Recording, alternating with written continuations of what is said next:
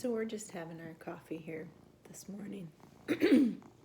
And I had a really cool reading the other day that has really stuck with me because it highlighted the way that my mental brain can sometimes get in the way of perceiving accurately the information that's being communicated to me from the other side.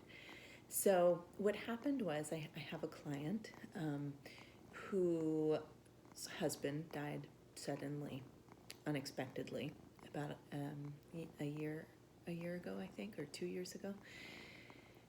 Anyway, he often will come through during our sessions.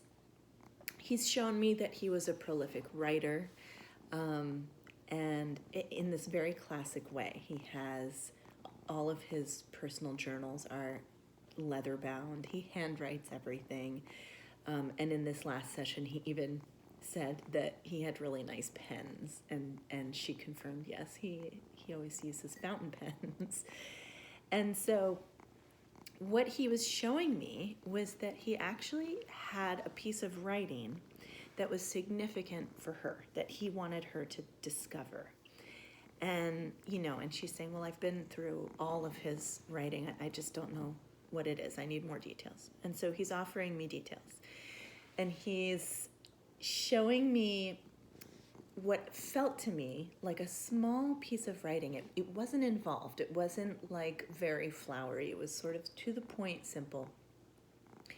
But he kept showing me or giving me this sense that it was illuminated. And I kept thinking, like, okay, does it have a drawing around it? Does he ever doodle? Like, I kept getting stuck on this idea that there was like a doodle around it or a drawing. And she said, yeah, sometimes he would do that.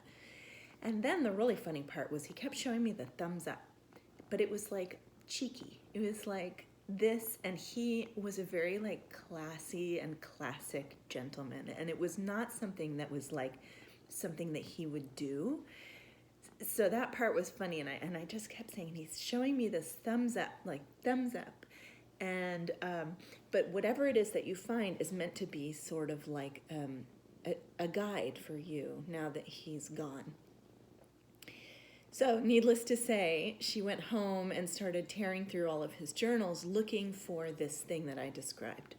And she got really frustrated and actually sent me a couple of snapshots of prose and poetry that he had written. And I knew immediately, even out of session, even without my connection to him anymore, that was not what we were looking for. That wasn't it. And I told her, just cooler jets. This is meant to be fun. The whole thing is meant to be lighthearted, including the thing that you find. It's all supposed to be light.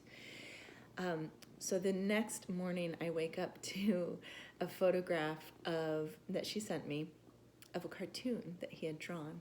And it's this cheeky little guy giving the thumbs up. And it was part of a funny little unfinished comic about this character and his intrepid adventures. And it all started to make sense.